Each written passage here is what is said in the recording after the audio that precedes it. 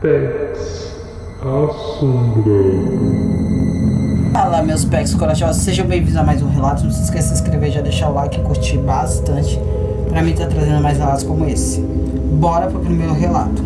Ele não era mais meu irmão. O relato de uma noite maldita. Fala pessoal, o relato de hoje não é para quem tem estômago fraco. Muitas vezes a gente acha que a possessão é coisa de cinema, como aqui, com efeitos especiais, maquiagem, mas quem já esteve em um quarto onde o ar gela de repente, o cheiro de enxofre invade o nariz, sabe que a realidade é muito mais perturbadora. Este seguidor me pediu anonimato. E vocês vão entender o porquê. O relato. Bora pro relato. O relato.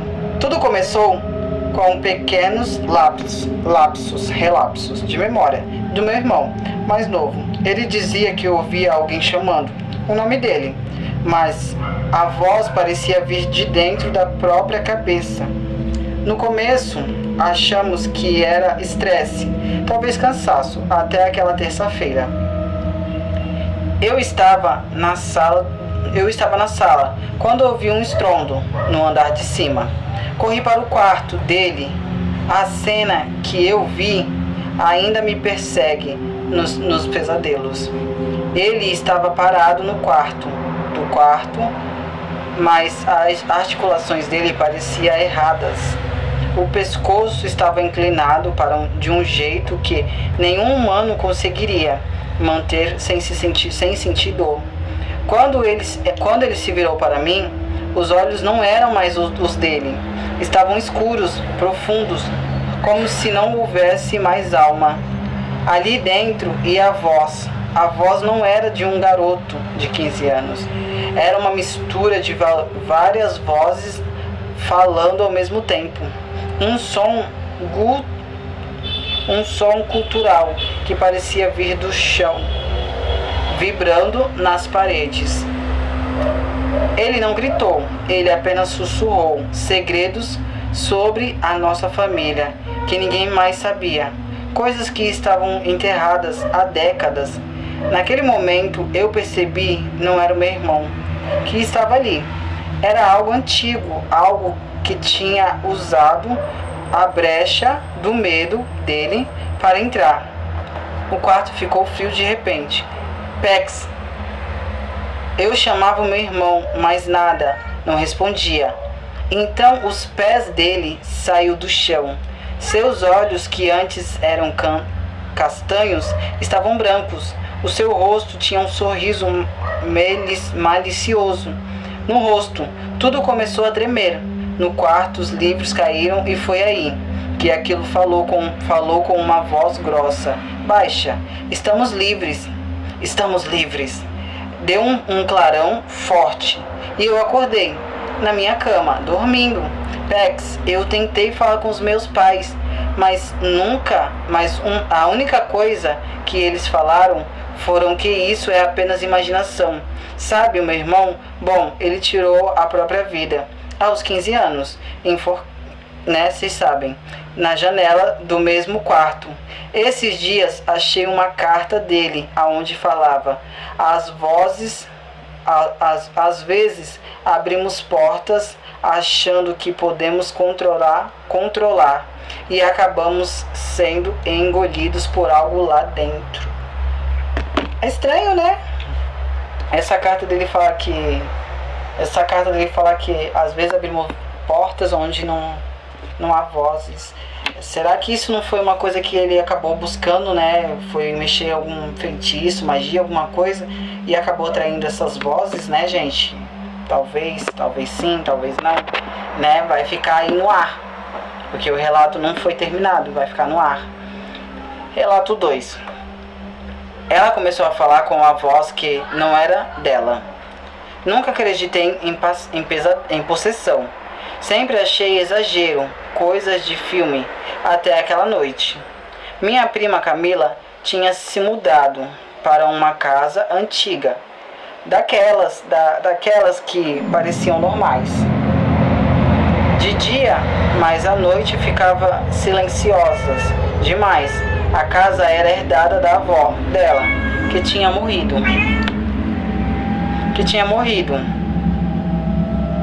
Calma aí, gente, que eu me perdi, que os gatos aqui tá miando. Que tinha morrido sozinha ali. No começo, tudo parecia normal. Até a terceira noite. Camila começou a acordar às 3h17 da madrugada. Não era às 3h15, não, nem 3h20, era 3h17. Ela dizia que ouvia passos no corredor, mas o estranho era que o quarto dela ficava no final da casa. Não tinha ninguém ali. Uma noite eu dormi lá. Foi aí que tudo começou. Acordei com um barulho baixo, como alguém sussurrando. Achei que era a TV, mas quando olhei vi a Camila sentada na cama. Ela estava olhando para o canto do quarto. Camila? Ela não respondeu. Então percebi algo estranho. Ela estava falando, mas não mexia os lábios direito. Era como se a voz viesse de dentro dela. Ele não devia estar aqui. Ele não devia estar aqui. O meu corpo gelou. Camila. Ela virou lentamente. Foi aí que eu vi. Os olhos dela estavam meio virados e vermelhos, como se estivesse chorado sangue, mas não escorria. Era só aquele vermelho estranho. Ela me encarou, mas não era ela. Você também consegue ver ele? Você também consegue ver? Ela disse. A voz era diferente, mais grave, mais lenta. Eu não consegui responder. Ela começou a sorrir. Sim, assim, ó. Ela começou a sorrir. Um sorriso estranho, torto. Ela deixou a porta aberta. Quem? Eu perguntei. Sem voz. Ela inclinou a cabeça de um jeito que não parecia natural. A velha, ela nunca foi embora. Naquele momento, a porta do quarto começou a ranger. Sozinha, devagar. Muito devagar. Camila começou a rir. Mas não era uma risada normal. Era baixa, afastada, como duas vozes ao mesmo tempo. Então ela começou a sussurrar. Ela está atrás de você. Eu senti o ar ficar frio, mas não tive coragem de olhar. Camila levantou da cama. Caminhou até mim, devagar, muito devagar. Quando ela chegou perto, ela sussurrou. Ela gosta quando vocês têm medo. Então a Camila desmaiou, na hora, como se algo estivesse saindo dela. Quando ela acordou, não lembrava de nada, mas na manhã seguinte encontramos algo na parede, ao lado da cama dela. Havia marcas, como se alguém estivesse arranhado a tinta, e estava escrito, bem fraco, ela ainda está aqui. Camila se mudou uma semana depois. Às vezes eu recebo mensagem dela, às 3h17 da madrugada, só com uma frase, você também está ouvindo? E o pior, eu comecei a acordar nesse mesmo horário também. E ontem eu ouvi passos no corredor. Gente, me dizem se vocês escutaram essa voz. Eu escutei minha mulher me chamando, mas ela não estava me chamando. Eu acabei de perguntar pra ela. Que doido. Próximo relato. A gente não devia ter feito esse jogo. Foi ideia de Lucas, do Lucas. A gente estava reunidos na casa da avó dele. Uma casa antiga, no fim de uma rua quase vazia. Era noite.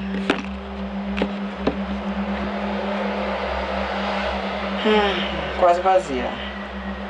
Calma aí, gente, quase vazia. Era noite, tinha começado a chover. A energia caiu 2 vezes. Lucas riu e falou: querem fazer um jogo? Eu já sabia que não era boa ideia. Que jogo? Perguntei.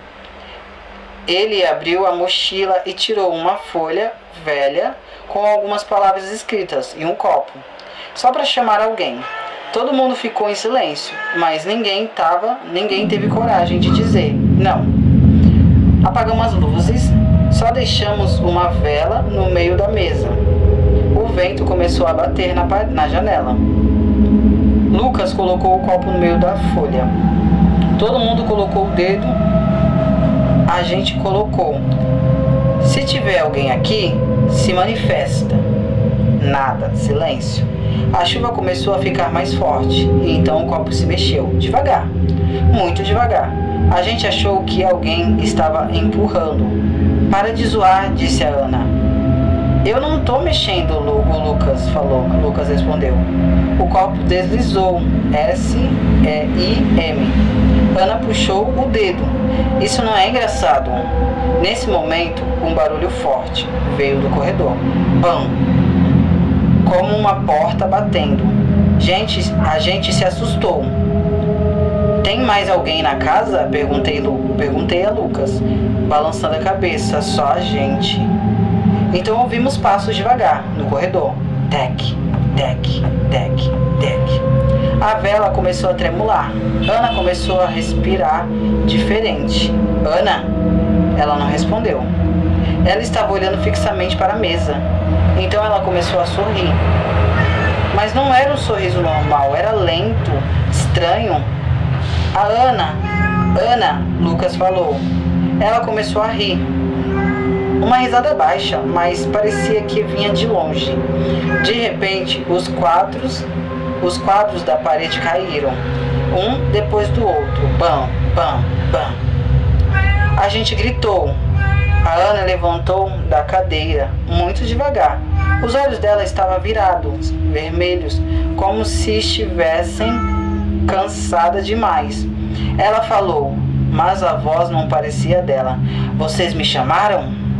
O vento abriu a porta no corredor, com força. A casa ficou gelada. Ana, para com isso, alguém disse. Ela inclinou a cabeça. Agora eu posso entrar. Passos começaram a andar de cima, mas não tinha ninguém lá. Toque, toque, toque. A Ana começou a rir, mais alto. A vela apagou sozinha. A escuridão total. Alguém sussurrou perto do meu ouvido. Eu encontrei você. A luz voltou de repente. Ana estava caída no chão, desmaiada. Ela acordou alguns minutos depois. Não lembrava de nada. A gente nunca mais fez esse jogo. Mas naquela mesma noite, Lucas me mandou mensagem. Você foi embora com todo mundo, né?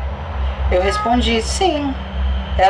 Ele demorou um pouco, depois respondeu. Então quem está sentado na cadeira da mesa agora? E mandou uma foto. A cadeira onde estava a Ana estava puxada. Tinha uma marca na madeira, como se alguém estivesse arranhado e escrito, eu posso jogar de novo? É pesado. Olha, não vou mentir não, já fiz uma vez essa brincadeira do copo. Fiz uma vez. Não deu nada. Não, tipo assim, eu não posso dizer, aconteceu alguma coisa. Não aconteceu nada comigo. Eu fiz isso quando era criança. A gente juntou eu e os colegas da minha sala. A gente foi e fez. Só que a sala do lado da minha, que era a sala das minhas irmãs, mexeu. Começou a bater um vento na janela, a porta começou a bater. Na sala do lado teve, na minha sala não teve nada, não deu certo comigo. Né? Vai uma dica, não façam a brincadeira do copo porque dá certo, gente. A casa já tinha dona. Nós compramos a casa por um preço muito bom, muito baixo. Eu e a minha esposa, Juliana, estávamos procurando há meses quando encontramos aquela casa. Parecia perfeita, era antiga, mas bem conservada, com um quintal grande, um bairro silencioso. Tinha uma coisa estranha. É aí que começa, gente, aí começa o sobrenatural. Tinha uma coisa estranha. O antigo dono não quis entrar na casa no dia da venda. Ele entregou a chave no portão. Antes de ir embora, ele disse, se ouvir passos, não respondam. Eu achei que era só um velho. Estranho. Juliana riu. Mas depois que nós mudamos, as coisas começaram na primeira semana. Juliana começou a acordar no meio da noite. Ouvindo? Você ouviu isso? Ouvi o quê? Alguém andando. Não ouvi nada. Até que uma noite eu ouvi também. Pessoas no andar de cima, mas não tinha ninguém lá. Tec, tec, tec. Lentos e pesados. Subi para verificar. Nada. Mas quando voltei, Juliana estava sentada na cama, olhando para a porta. Ela está aqui. Meu estômago gelou. Quem, mulher? Que mulher? Juliana piscou, confusa. Não sei. Ela disse que tinha visto uma mulher parada no corredor, cabelo escuro, longo, e parada olhando para ela. Eu achei que era estresse. Até os quadros começarem a cair, primeiro um na sala, depois outro no corredor. Sempre de madrugada, sempre 3 e 4 da manhã. Juliana começou a ficar diferente. Gente, todos os nomes estão trocados aqui, tá bom? Nem os nomes são os nomes reais, são nomes trocados, tá? Das pessoas. Em uma noite eu acordei com ela fora da cama. Ela estava no corredor descalça, olhando para a parede. Juliana? Ela respondeu sem virar. Ela não quer que a gente durma aqui. A voz dela estava diferente, mais baixa, mais lenta. Eu me aproximei. Ela virou o rosto. Os olhos dela estavam vermelhos. Ela parecia cansada, mas estava sorrindo. Juliana, vamos voltar para o quarto. Ela inclinou a cabeça. Essa é a casa dela. Nesse momento, a porta da cozinha bateu com força. Bam! As luzes começaram a piscar. Ouvimos passos no andar de cima. Toque, toque, tec, tec, tec, tec. Juliana começou a rir. Uma risada baixa, arrastada. Ela subiu. Puxei o braço dela. Vamos sair daqui? Mas ela não se mexeu. Ela falou.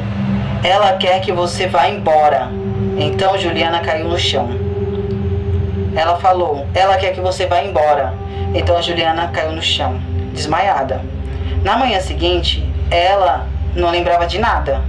Mas encontramos algo estranho na parede do corredor. Apareceram marcas, como se alguém estivesse arranhando a porta, a tinta. E formavam palavras minha casa. Nós decidimos nos mudar. Uma semana depois, no último dia, enquanto eu levava últimas caixas, ouvi passos atrás de mim. Achei que era Juliana, mas ela estava do lado de fora. Quando virei a porta do quarto, estava aberta. Ouvi a voz da Juliana lá dentro. Você pode ficar. Eu entrei, mas tinha ninguém. Só espelho antigo no quarto. E nele, por um segundo, vi alguém atrás de mim. Quando virei, não tinha ninguém. Nós fomos embora naquele dia, mas Juliana ainda acorda, às vezes, olhando para a porta e sussurrando. Ela ainda sabe onde estamos.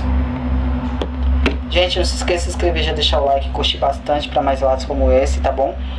Pro YouTube entender que vocês estão gostando, pra mim entender que vocês estão gostando, pra mim estar trazendo mais relatos como esse. Vou tentar deixar o mais macabro possível os vídeos, tá bom, gente? Bora pro próximo relato.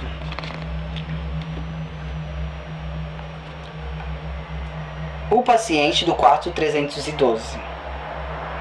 Sou enfermeira há 8 anos. Já vi de tudo dentro do hospital. Pessoas tirando pacientes, falando, pessoas delirando, pacientes falando coisas estranhas, gente que acorda confusa de madrugada, mas nada se compara ao senhor do quarto 312. Ele chegou numa noite chuvosa, um idoso, magro, pele muito pálida, olhos fundos, não tinha família. Só disseram que ele morava sozinho. Foi encontrado caído em casa à noite. O nome dele era Antônio. Desde o começo, ele era estranho. Ele não falava muito, Só ficava olhando para uma porta do quarto. Só ficava olhando para a porta do quarto. Só ficava olhando para a porta do quarto. Como se estivesse esperando alguém entrar. Às vezes eu perguntava: o senhor está bem? Ele respondeu baixo: ela ainda não chegou. Eu pergunto: quem? Mas ele não respondia. Só virava o rosto lentamente. Na terceira noite, eu estava de plantão. Era quase 3 da madrugada.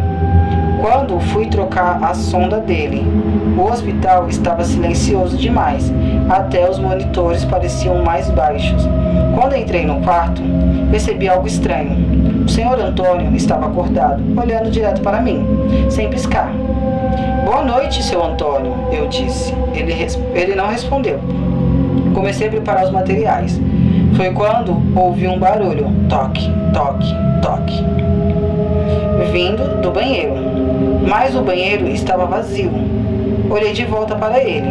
Ele continuava me olhando. Então ele começou a sorrir devagar. Um sorriso estranho, que não combinava com o rosto dele. O senhor está sentindo dor? Foi quando ele falou. Mas a voz não parecia dele. Era mais grave, mais lenta. Você veio? Meu corpo gelou. Seu Antônio? Ele começou a rir baixo. O monitor cardíaco começou a apitar, mas apitar, rápido. As luzes do quarto piscaram. Ele virou a cabeça de um jeito lento demais. Você anda sozinho nesse corredor? Eu gelei. Você anda sozinha nesse corredor? Eu gelei. Como o senhor sabe? Ele respondeu. Eu vejo. Nesse momento, a porta do quarto começou a ranger sozinha. Eu ouvi passos no corredor, mesmo sem ninguém lá. Toque, toque, toque. O senhor Antônio começou a respirar mais forte. Os olhos dele ficaram vermelhos. Ele olhava fixamente para mim. Ele não gosta de você? Quem? Perguntei. Ele abriu um pouco mais o sorriso e o que me acompanha, o monitor começou a apitar mais alto. As luzes piscaram de novo e ele falou, quase sussurrando: ele está atrás de você. Eu senti um arrepio subir pela minha nuca, mas não tive coragem de olhar. Então ele ficou completamente imóvel e falou: ele quer sair. De repente, o monitor voltou ao normal. O senhor Antônio piscou confuso. A enfermeira, o que aconteceu? Ele não lembrava de nada. Eu terminei o procedimento e saí, rápido. Na manhã seguinte, eu fui ver o quarto 312. Estava vazio. Perguntei para outra enfermeira e ela disse: o senhor Antônio faleceu de madrugada, depois que você saiu. O meu estômago gelou. Mas eu estava com ele. Ele estava falando. O enfermeiro me olhou estranho. Depois que você saiu, ninguém mais entrou no quarto. Até hoje, evito passar pelo corredor às 3 da noite. Porque às vezes eu ouço passos atrás de mim e uma voz baixa arrastada. Você anda sozinha nesse corredor? Eu acho que quando o espírito, né, a entidade que estava em você, eu acho que a entidade estava falando dele, né, do seu Antônio. Gente, todos os nomes estão trocados, os lugares estão trocados, tá bom? Eu acho que a entidade estava falando do seu Antônio, que ele não queria mais estar lá, né, ele queria seguir, alguma coisa assim, né, no meu ver, né? O que vocês entenderam desse relato aí, comentem aí, pra eu poder entender melhor, tá? Mas foi isso que eu entendi. Foi isso que eu entendi, que o espírito estava falando que ele queria ir, que ele já ia embora, né? No meu ver era isso, né? E o de vocês, gente? Qual foi o ver de vocês? O que realmente estava acontecendo nesse relato? Bora pro próximo relato. A Fazenda do Preço Baixo. A gente só queria descansar. Éramos cinco amigos. Alugamos uma fazenda afastada da cidade. Por um preço muito barato demais. Na verdade, mas ninguém ligou muito. A fazenda ficava no meio do nada. do nada, no meio do nada, estrada de terra, sem sinal de celular, cercada por mato alto e árvores antigas.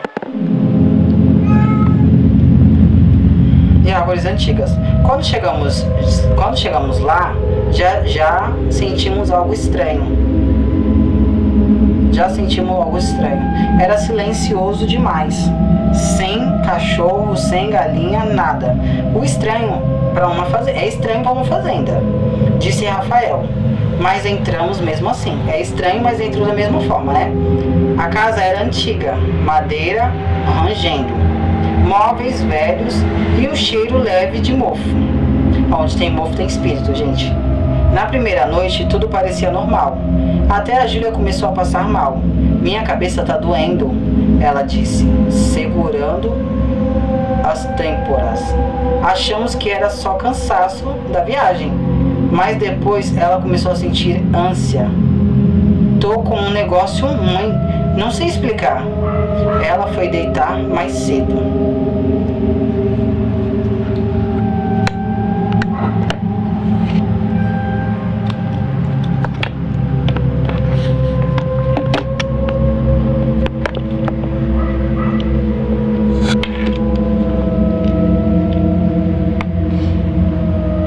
Negócio ruim, eu não sei explicar.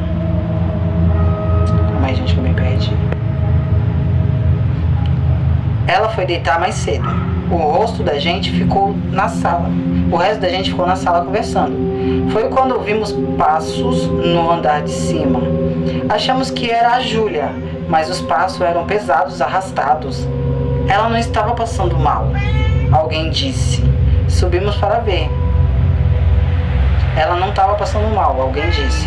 Subimos para ver. O quarto dela estava vazio, a cama bagunçada, a janela aberta. O vento entrando devagar. Júlia! Chamamos nada. Então ouvimos um barulho no celeiro, ao lado de fora. Bam! Como uma porta batendo. Saímos com lanternas. O celeiro estava escuro. Extremo. Entramos. Júlia! O silêncio. Então ouvimos uma risada baixa. Não parecia com a voz dela. A lanterna de Rafael iluminou o fundo do celeiro. Vimos a Júlia, parada, de costa. Júlia, você tá bem? Ela não respondeu. Ela começou a respirar pesado. E virou lentamente. Os olhos dela estavam estranhos, vermelhos, e ela estava sorrindo, um sorriso que não parecia dela. Vocês vieram? A voz era diferente, mais grossa, mais lenta. Rafael deu um passo para trás. Júlia, para com isso! Ela inclinou a cabeça. Essa terra não gosta de visitas. De repente, a porta do celeiro bateu, com força. As lanternas começaram a piscar. Ouvimos passos ao redor do celeiro, como se alguém estivesse andando lá fora. Mas não tinha ninguém. A Júlia começou a rir. E correu do nada. Saiu do celeiro e entrou na casa. A gente correu atrás dela. Quando entramos, as portas começaram a bater. Os quadros caíram da parede.